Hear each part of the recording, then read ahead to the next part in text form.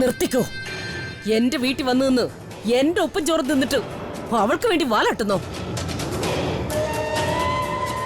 ഏത് നാട്ടുകാർ തുള്ളിയാലും അവളുടെ വിധി ഞങ്ങൾ നിശ്ചയിക്കുന്നത് തന്നെയായിരിക്കും.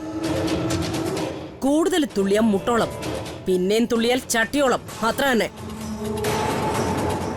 മേഘൻ, ദേ നോക്ക്. നിന്റെ കണ്ണിൽ അവളോടുള്ള പ്രേമം കൂടിയിട്ട് ഇരുട്ട് കയറിയിരിക്കുക. ആ ഇരുട്ടകന്നാലേ നീയും ഞാനും കോട്ടയ്ക്കലും രക്ഷപ്പെടൂ.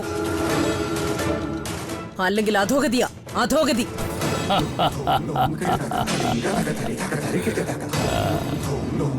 അധോഗതി എനിക്കിഷ്ടമാണെന്ന്. അതിനെ ഞാനങ്ങ് പുരോഗതി ആക്കിയാ പോരെ. പിന്നെ അവളോട് എനിക്കുള്ള പ്രേമ ഇരുട്ടാണെങ്കിൽ ആ ഇരുട്ടാ എനിക്കിഷ്ടം. അത് കഴിഞ്ഞിട്ടെന്താ? അവള് തൃപ്പങ്ങോട്ട് സാമ്രാജ്യം കൈയടക്കുമെന്ന അമ്മയുടെ ആവലാതി. കൈയടക്കട്ടെ, അവള് കൈയടക്കി അടക്കി ഭരിക്കട്ടെ.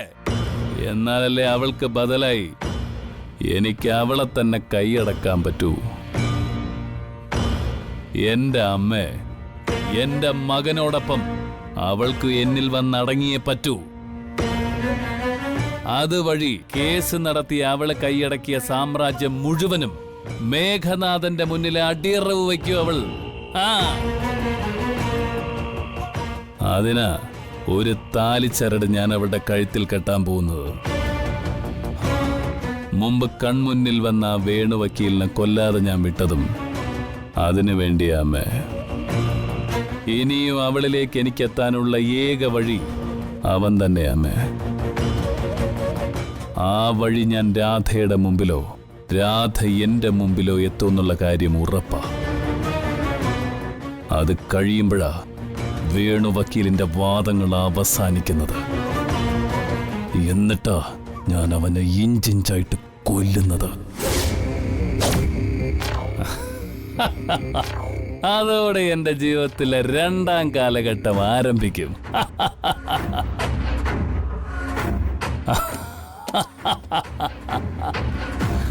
വസന്തത്തിന്റെ കാലഘട്ടം.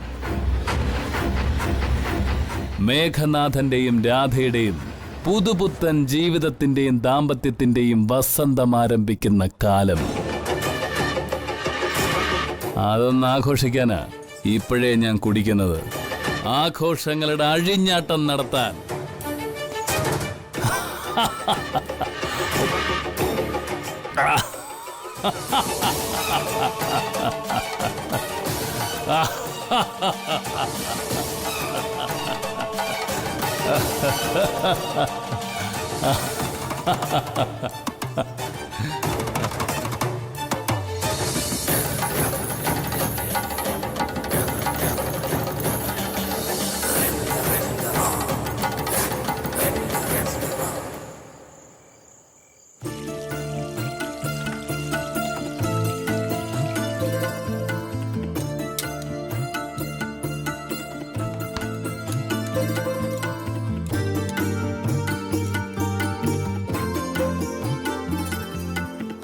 അച്ചൂട്ടി ഇങ്ങോട്ട് കയറിയിരുന്നേ. ഇനി ഈ പായസം കൂടെ കഴിക്കേ. മോന്റെ അമ്മ മോന്റെ അച്ഛനായിട്ടുണ്ടാക്കിയ സ്പെഷ്യൽ പായസമാ.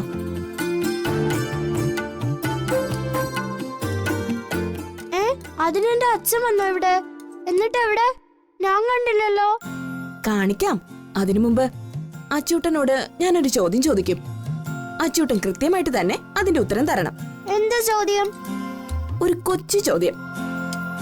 സ്വന്തം അമ്മ സന്തോഷിക്കുന്നത് അച്ചൂട്ടന് ഇഷ്ടല്ലേ? ഇഷ്ടമാണല്ലോ. അമ്മയുടെ സന്തോഷം കാണുമ്പോഴേ എനിക്ക് സന്തോഷം വരുന്നേ. ആണല്ലോ. എന്നാലേ അച്ചൂട്ടന്റെ അമ്മയ്ക്ക് സന്തോഷാവുന്ന ഒരു കാര്യം ഇന്ന് നടന്നിട്ടുണ്ട്. അതെന്തു കാര്യം? അച്ചൂട്ടനായിട്ട് ഒരു അച്ഛനെ കണ്ടുപിടിച്ചിട്ടുണ്ട് അമ്മ. നാളെ രാവിലെ അമ്മയോടൊപ്പം ആ അച്ഛനും അച്ചൂട്ടനെ കാണാൻ വരും. അച്ചൂട്ടൻ ഈ രാത്രി സീതമ്മയോടൊപ്പം നന്നായി ഉറങ്ങി എണീറ്റ് വന്നിട്ട് വേണം അച്ഛനെ കാണാൻ. അതിനെന്റെ അച്ഛൻ നേവി ഓഫീസർ അല്ലേ?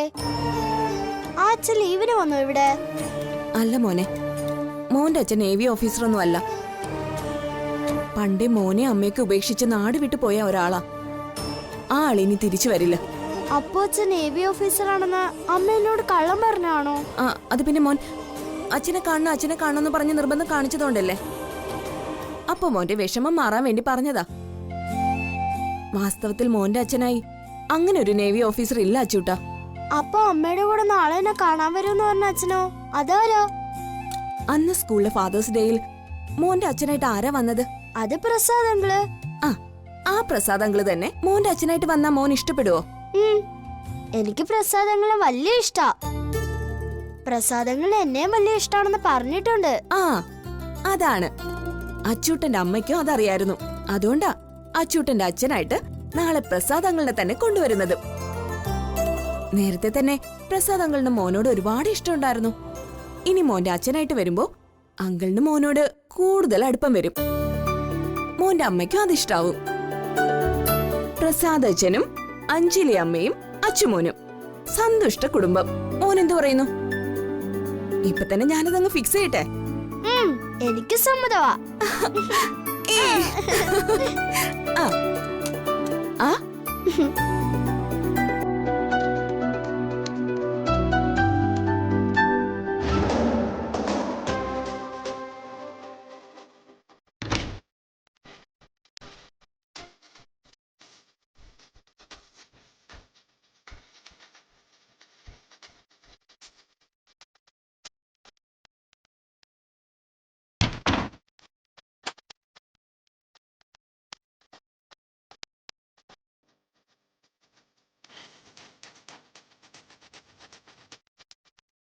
ആരതി ആരതി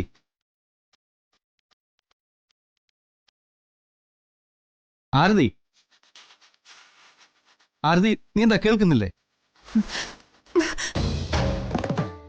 ദയവ് ചെയ്ത് നിങ്ങൾ എന്നോട് സംസാരിക്കരുത്. ഞാനിവിടെ ഈ വേഷം കെട്ടി നിൽക്കുന്നതേ നിങ്ങളെ സുഖിപ്പിച്ച് സന്തോഷിപ്പിച്ച് കൂടെ ജീവിക്കാൻ വേണ്ടിട്ടല്ല, എന്റെ ചേച്ചിക്ക് വേണ്ടിട്ടാ. ഞാൻ ഇതിനൊന്നും നിന്ന് തന്നില്ലെങ്കിൽ എന്റെ ചേച്ചി വിഷമിക്കും. അത് സഹിക്കാൻ എനിക്കാവില്ല. അതുകൊണ്ട് മാത്രമാണ് ഞാൻ ഈ വേഷം കെട്ടുന്നതൊക്കെ. അതിനപ്പുറം ഒന്നും ആഗ്രഹിക്കരുത് നിങ്ങൾ. എന്നെ കൊണ്ടാവില്ല നിങ്ങളുടെ മാതൃകാ ഭാര്യ ആവാൻ.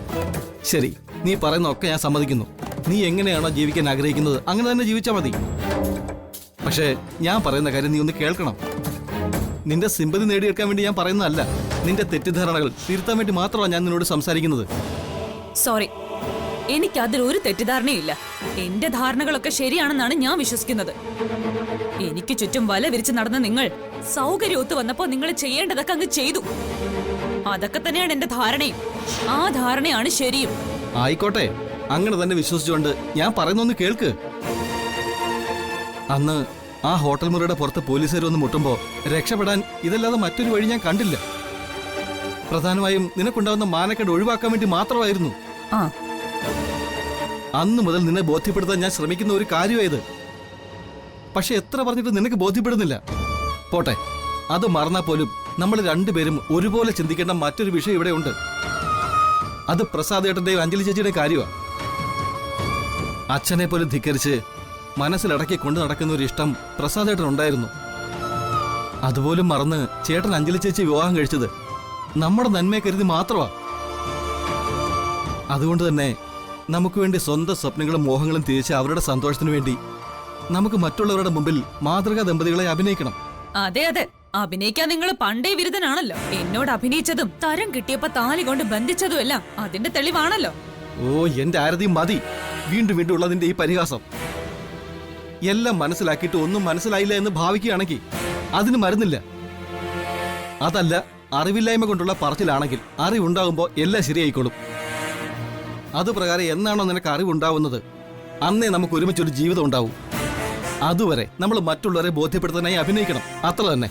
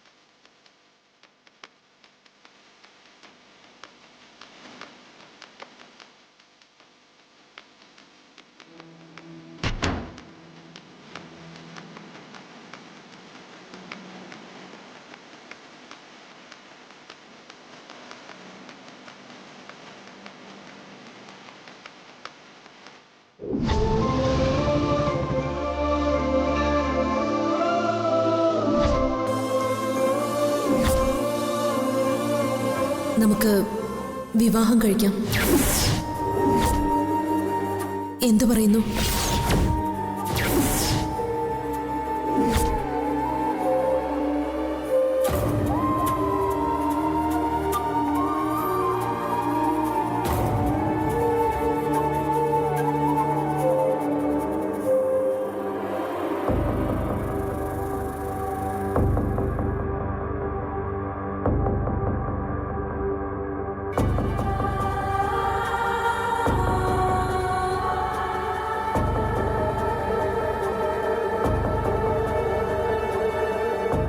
ഞാൻ മുരളിയുടെ ഭാര്യയായി അവരുടെ വീട്ടിലേക്ക് പോകാൻ റെഡിയാ.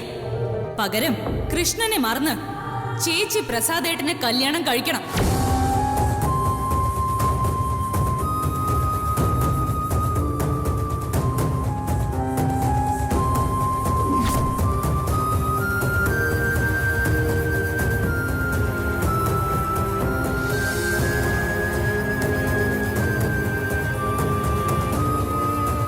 വേണമെങ്കിൽ അതിനെ ആരതിയുടെ വെറും ഒരു വെല്ലുവിളിയായി കണ്ട് നമുക്ക് അവഗണിക്കാം. അങ്ങനെ അവഗണിച്ചാൽ മുരളിയും ആരതിയും ഇന്നിരിക്കുന്നത് പോലെ രണ്ട് വിരുദ്ധ ധ്രുവങ്ങളിൽ മാത്രമേ എന്നും ജീവിക്കൂ. നമ്മുടെ സ്വന്തം അനുജനും അനുജത്തിയാണ് അവര്. അവരുടെ ജീവിതം ഇങ്ങനെ എന്നേക്കുമായിട്ട് നശിച്ചു കാണാനല്ലല്ലോ നമ്മൾ ആഗ്രഹിക്കുന്നത്. അതുകൊണ്ട് തന്നെയാ ഞാനിതിനെ ഒരു അവസരമായിട്ട് കാണുന്നത്. മുരളിയെയും ആരതിയെയും ഒന്നിപ്പിക്കാനുള്ള ഏറ്റവും വലിയ സുവർണാവസരം. നമ്മൾ തമ്മിൽ വിവാഹം കഴിച്ചാ പിന്നെ ആരതിക്ക് ഉത്തരം മുട്ടും. പിന്നെ അവൾക്ക് മുരളിയെ സ്വീകരിക്കേണ്ടി വരുമെന്ന് ഉറപ്പാ. നമ്മുടെ രണ്ടാളുടെയും അനുജന്റെ അനുജത്തിയുടെയും ജീവിതം എന്നേക്കുമായിട്ട് സേഫ് ആവുമെന്നർത്ഥം.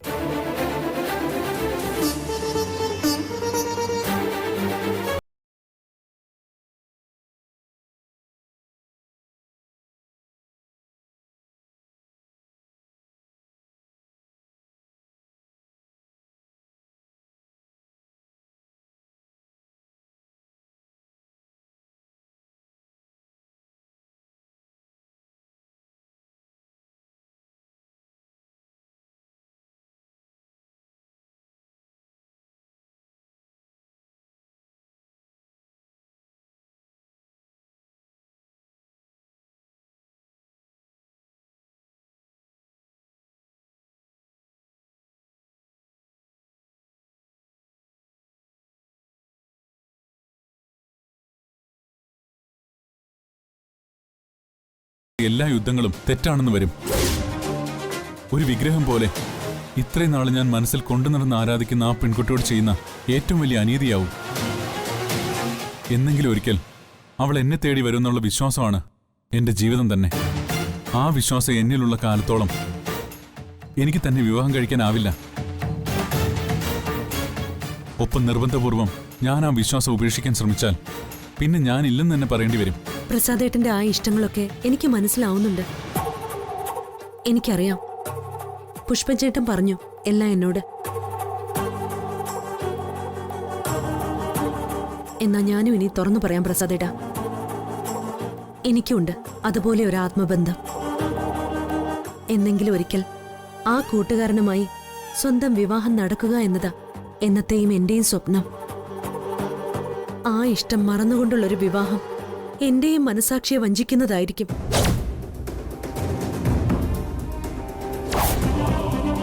പക്ഷേ ആരതിയും മുരളിയും അവരൊന്നായേ പറ്റൂ. അതിന് നമ്മുടെ വിവാഹം വഴി തെളിക്കുമെങ്കിൽ അതിനായി നമ്മൾ വിവാഹം കഴിക്കണം. അത് തന്നെയാ എന്റെ അഭിപ്രായം. കാരണം ഞാൻ എന്റെ അനുജത്തിമാർക്ക് വേണ്ടി ജീവിക്കുന്നത് പോലെ പ്രസാദേട്ടൻ അനുജന്മാർക്ക് വേണ്ടിയാ ജീവിക്കുന്നത്. അവരുടെ ജീവിതം തളിർക്കാൻ ഇതേ ഒരു വഴിയുള്ളൂവെങ്കിൽ ഈ വഴിയിൽ നമുക്കൊന്നിച്ചു നിൽക്കാം. ഇതിലൂടെ പ്രസാദേട്ടന്റെ മനസ്സിലെ ഇഷ്ടങ്ങളും എന്റെ മനസ്സിലെ ആഗ്രഹങ്ങളും മരിച്ചു പോവില്ല.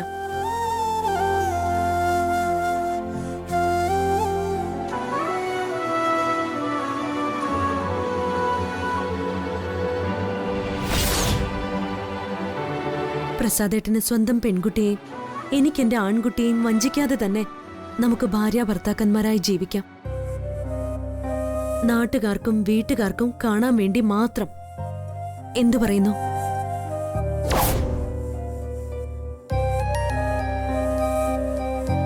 എന്ന് പറഞ്ഞാ എനിക്ക് മനസ്സിലാവുന്നില്ല. മനസ്സിലാക്കി തരാം. ഒരല്പം നാടകം കളിക്കണമെന്ന് മാത്രം. എന്തു പറയുന്നു?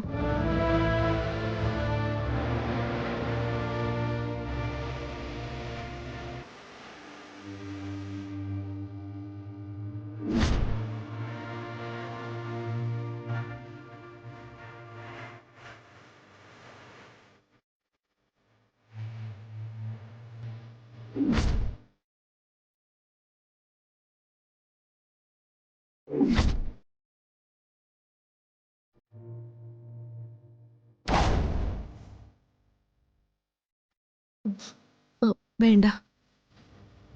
കുട്ടികളുടെ ജീവിതം ഭദ്രമാക്കാനുള്ള എന്റെ ആഗ്രഹത്തോടൊപ്പം നിൽക്കുന്നത് തന്നെ വലിയ ത്യാഗമാ പ്രസാദേട്ട.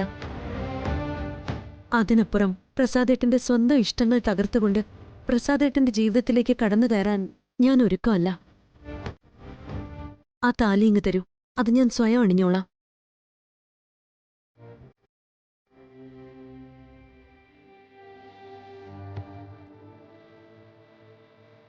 വിവാഹം വിശിഷ്ടമായൊരു സങ്കല്പമാണ്. ഈ താലി അതിലും പവിത്രമാണ്. അതിനേക്കാളൊക്കെ എനിക്ക് വലുത് എന്റെ കുട്ടികളുടെ സുഖജീവിതമാണ്. അവരുടെ ഭാവി ഭദ്രമാവാൻ ഇങ്ങനെയൊരു താലി നാടകം കളിക്കുന്നതിന് ഭഗവാൻ എന്നോട് പൊറുക്കും.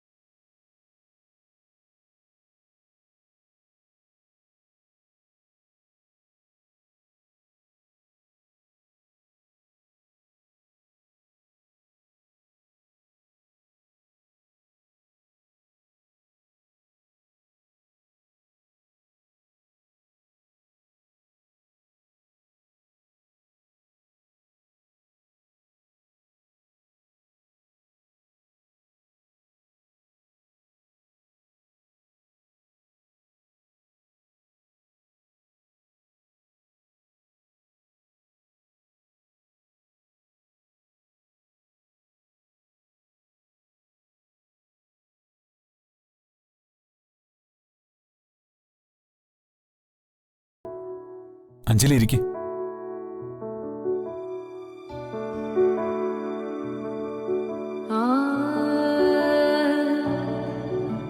സീതമ്മ ഉൾപ്പെടെ ഈ ലോകം മുഴുവനും മാതൃകാ ദമ്പതിമാരായി നമ്മളെ വിലയിരുത്തുമ്പോ സത്യത്തിൽ നമ്മളൊരു വിഡ്ഢിവേഷം കെട്ടിക്കാണെന്ന് തോന്നില്ലതെനിക്ക്. അങ്ങനെ നമ്മൾ ചിന്തിച്ചാലും അതിലൂടെ ഇവിടെ ആർക്കും ഒരു ദോഷവും സംഭവിക്കുന്നില്ലല്ലോ പ്രസാദേട്ട. മറിച്ചെല്ലാവർക്കും സന്തോഷമല്ലേ ഉണ്ടാവുന്നുള്ളൂ. മുരളിയുടെയും ആരതിയുടെയും ജീവിതം ഒരു കരയ്ക്കടുക്കുകയും ചെയ്യും. അങ്ങനെ ചില ഗുണങ്ങൾ ഉണ്ടാവുന്നതുകൊണ്ട് ഇതിൽ ഞാൻ ഒരു തെറ്റും കാണുന്നില്ല എന്നതാണ് സത്യം. ശരിയാണ്. അവർ തെറ്റിദ്ധരിച്ചാലും അതിലൂടെ ഉണ്ടാവുന്ന ഗുണം വലുതാണ്. ലക്ഷ്യം മാർഗത്തെ സാധൂകരിക്കുന്നു എന്ന് നമുക്ക് വിശ്വസിക്കാം. ഇതുപോലെ സ്വന്തം സഹോദരങ്ങൾക്ക് വേണ്ടി സ്വന്തം ജീവിതം തന്നെ വെച്ച് കളിക്കാൻ സാധാരണക്കാർക്ക് കഴിയില്ല അഞ്ജലി. അഞ്ജലിയുടെ ഈ ത്യാഗം അതിനെ എത്ര തന്നെ അഭിനന്ദിച്ചാലും മതിയാവില്ലെന്ന എന്റെ അഭിപ്രായം.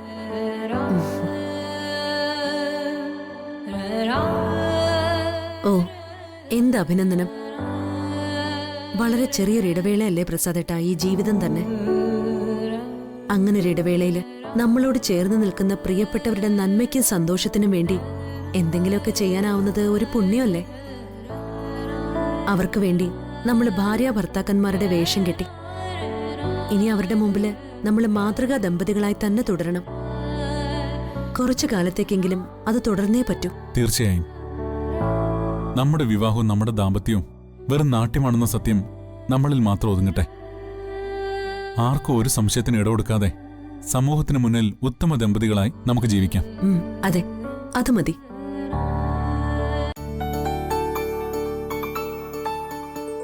പ്രതീക്ഷിക്കാത്ത പലതും സംഭവിച്ച ദിവസങ്ങൾ. അതിന്റെ ക്ഷീണം കാണും. അഞ്ജലി കിടന്നു. ആ, കിടക്കാം. പ്രസാദേട്ടൻ കട്ടിലേ കിടന്നോളൂ. ഞാൻ ഈ നിലത്ത് പായ വിരിച്ചു കിടന്നോളാം. അതാ എനിക്ക് സൗകര്യവും. അല്ല അതിപ്പോ പ്ലീസ്, ഇത് ഇങ്ങനെ തീരുമാനിക്കാനുള്ള അവകാശം കൂടി പ്രസാദേട്ടന് എനിക്ക് തരണം. എതിർക്കരുത്. ശരി, തന്റെ തീരുമാനം നടക്കട്ടെ. Good night. ഉം.